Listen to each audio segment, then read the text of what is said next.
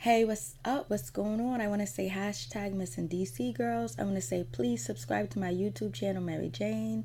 Please like the video. It'll be greatly appreciated.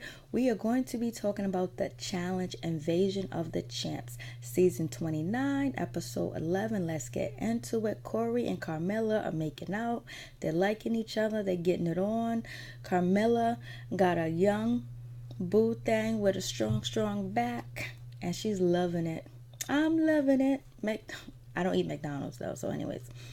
And then you have Laura and Nicole. They're in love. They're making out. Laura is so happy because this is her first lesbian relationship, and they're opening up to each other. They're loving each other, all that good stuff. So Johnny Bananas was right. No matter what, Nicole was gonna win because either she was gonna have Carla Marie in her bed, or she was going to have Laura. But right now she has Laura in her bed, and they're getting it on and making out. And Laura is not scared. She's opening up. She's showing her emotion. She is showing that she's human. So anyways, and then we get to CT, Darrell, and Shane. They're sitting in the living room talking, and CT says to Shane, if I was on your team, I will want you in the finals with me. Your team is sleeping on you. Then Darrell says, they wouldn't win without you, Shane. There's no way that they're going to beat us without you. You know what I mean? Because Shane knows the ropes. He knows the game. He helped to win the last challenge or whatever. So anyways, Darrell tells Shane he has endurance. He can swim. He can eat anything. He can run. He's good at puzzles. So does, CT says the same thing. Like, he's a great player. Shane says, I like to look like I'm weak, but then I win, basically. So basically he's talking about Tony. Tony called him weak. Tony was gone and he's still here. So anyways, we get some, Shane was like, yo, just please, whatever you do, please hit me gently. Don't hit me hard. Hit me soft, basically. And Shane says his main strategy is to pretend like he's weak, like he's nobody. And he's going to play this game to win. And CT says, come on, sing a song with me, Shane. Don't stand on the train tracks while the train is coming. Choo choo. And then, Shane just says, just hit me soft. Just hit me soft. And then, the guy's laughing and they're joking. So it's like, all good, whatever. So anyways, you get TJ. TJ calls everybody in. Let's go. It's time for the underdog slaughter. It's called X It. Basically, it's going to be a same-sex round. Basically, what you have to do, you're tied to a big X, and there's puzzle pieces all around you, and you're tied to a rope, and you have to go far in front of you or side of you, back of you, and get a bag, which is the puzzle pieces on top. And you grab the bag and you throw it onto your side where your puzzle's at. And then once you grab all the pieces you need to grab for your puzzle, then you unhook yourself and then you go complete your puzzle. So basically, whoever wins, whoever's the first person is safe, but they're going to have another elimination round in the same day. So whoever last got to pack their bags and go. Basically, they're trying to find out who's the smartest on the underdog team and who's the strongest on the underdog team, basically. So anyways, you got Darrell. Darrell says his vote is Hunter's going to go home and Nicole's going to go home. Then Darrell says maybe Nelson might go home too because I don't know if he can count. And CT says that he thinks Hunter is going home because his ears are going to bleed while he's trying to put together his puzzle or whatever.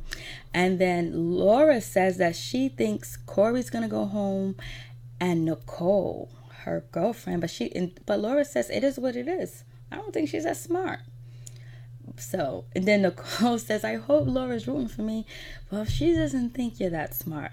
So anyways, the guys are up first. Who wins? Who? It takes the guys an hour and 37 minutes to get a winner, the first winner. So the first person that won putting the puzzle together, basically you have to line up the puzzle each row have to equal 21, and they can't have the same combination on the same rows or whatever, basically. So they got to count and figure it out, basically. So guess who figures it out first? Shane figure it out first. So, but it took him an hour and like 35 minutes, whatever. And then the next person to figure it out was Corey. And then CT says Corey looks like he's at the grocery store trying to decide which sack of potatoes to buy. So Corey is next. I think it probably took him 2 hours. And then the third person was Nelson. And Nelson probably took 2 hours, like 50 minutes. So Hunter goes home, and Hunter's crying. He's sad. And he goes home because he was doing this to build a handicap gym for handicapped kids, basically.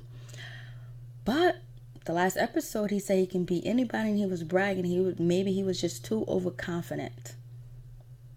So, you know, but the champs are just cracking all over these guys. And then TJ is like, this is pitiful. This is sad. And so Darrell was like, my back hurts. I need to sit down. Can you guys hurry up? So now it's time for the ladies. So the ladies go up. It's their turn. So the first person to win for the ladies is Amanda. We know she's smart because she's a nurse. So she takes her dear time. Everyone's like, hurry up, Amanda. You're not going to... You act like you have all the time in the world. And Amanda says she does because she knows she's smarter than everybody, basically, when it comes to math and counting. But Jenna says that she was pretty good at school and math. So first, Amanda wins. Shocker. And then the second person, but first, it's Ashley's yelling at herself, going crazy. CT was like, oh my God, this is just too funny. Ashley's talking in the third person. Her split personality's coming out. She's yelling. She's pacing. She's biting her nails. She's doing everything. And you know, the champs are like, this is pathetic. So the champs are basically thinking, okay, we got this. You know, whoever's left over is not going to be much. So anyways, the next person to do it was Ashley. And then now it's down. And so now Jenna goes home. And Jenna was like, it sucks because this is the first time she ever goes home this early. She didn't even make it to the final, but she goes, you know, she was thrown off her game when she saw Zach. And then, you know, she's been constantly battling with Amanda, whatever. So she's like, you know, next time, basically. So anyway, TJ says, this is awful. This is pathetic. I hope, you know, the next time it's not like this. You guys need to go do some study and do something because this is awful. So basically everybody get back to the house, and Nicole is riding she was on a treadmill, and Amanda says she doesn't need to ride a treadmill. She needs to pick up a book, basically. And then Nelson is saying that, oh my God, I need to learn math. I need to practice more on math. Blase in the third. Corey was like, well, we made it. We made it. But Corey came in second. So Corey's not that dumb. So anyways. But the underdogs have another challenge. They got to go into the fortress again. So basically, it's time for them to go into the fortress. And when they go into the fortress, before they go, you know, Camilla's going around with the camera with everybody's saying like nice words and things, blah blah blah, and the third or whatever. So it's coach. Everyone's happy, basically, especially the champs, because they don't have to participate, and they're happy to see the underdogs go home. Basically, they want to trim the fat, and TJ is like, damn, this is crazy. These guys took almost like 3 hours to figure out the puzzle. So anyways, it is what it is. And so basically, they end up at the fortress. It's time for the underdogs. The women go first because the men went first last time. So basically, it's basically tug of war. Basically, they're all tied to a rope. But it's tug of war 3 ways. So each person, they start in the middle. There's a rope tied to them, and they have to get to their side and ring the bell first. Whoever rings the bell first it's safe. And then after that, the next person up is going to have to be tug of war with the belt tied with a rope around your waist, and you would have to pull to you would have to get your feet outside of the rope because it's roped off basically. So you have to get your 2 feet out of bounds, you know what I mean, first, then you win basically. So anyways, now we got the girls, and Nicole is strong or whatever, so it's like, okay.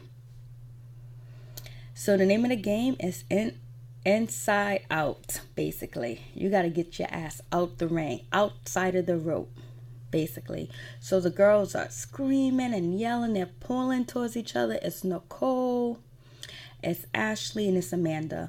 And they're trying to get themselves outside. They're trying to ring the bell. And Nicole, she pulls them both towards her. And then she tries to move out, but she's not able to ring the bell or whatever.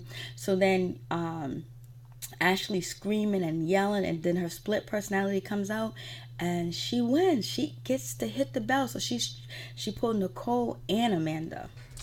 So that's crazy. People got that crazy strength. So not to mess with the craziness. So anyways, Ashley's safe. So now Nicole is talking junk. Nicole was like, oh, you wanted to get me. Nicole says to Amanda, you wanted to get me out of this ring for a long time. You wanted to do this, that to me. Now here's your chance and prove yourself, because I'm going to win, basically. And Amanda's tiny and little. Nicole is muscle. So anyways, Nicole and Amanda are tied to each other by the waist, and basically whoever can get out of bounds first, jump outside of the rope first with both 2 feet hitting the ground, wins. So the first round, Amanda gets it because she outsmarted Nicole. And then the second time, Nicole wins, but she wins walking backwards. So she started pushing her legs backwards, and she was able to pull from her stomach and pull the rope, while Amanda's turned around the other side and just walk and to just maneuver her way backwards to outside of the rope where she got both of her feet. Or I made a mistake. It was Nicole and Amanda that they had each other they was tied together by the waist, and they both got outside of the rope area, but one of Amanda's feet was stuck on the rope when Nicole's feet both hit the ground outside of the rope on the dirt or whatever. So Nicole wins that round. So then there's a second round, and Nicole wins it again, but she won it backwards. Basically, she started walking backwards, maneuvering her body backwards like a caterpillar, but a caterpillar going backwards, basically. And Nicole says she's not proud of it, but she won. She don't care. But everyone thought that Amanda was going to win because Amanda kind of outsmarted her earlier. And, Amanda said she's going to use her brain, not her muscle. But like TJ said, the first elimination, the first round was about your smartness, and the second round was about strength. And, Nicole is stronger than Amanda. So anyways, we get to the guys. It's the guys' turn. It's Corey, it's Nelson, and it's Shane. So basically, Nelson makes a deal with Corey that they're going to stick together. They're friends or whatever. But earlier in the day, Corey was saying that him and Nelson are cool. They're real friends. They hang outside the house. And then Corey was saying that, he didn't really know if he can trust Nelson inside the house. But then, Nelson has proven himself to him, and they've been cool in the house and working together. So he was like, he's my real friend. And Corey feels like Nelson's his real friend. But he's not. Shane and Nelson made a deal that they are both going to go towards their side of the rope at the same time to pull Corey and then hit their bells, basically. Because it's tug of war 3 ways. It was very entertaining. Because all these guys have muscle, they have strength, and they have endurance, basically. So, Corey, in the back of his mind, he's saying, he's cool with Nelson. Him and Nelson are going to get Shane out the game or whatever.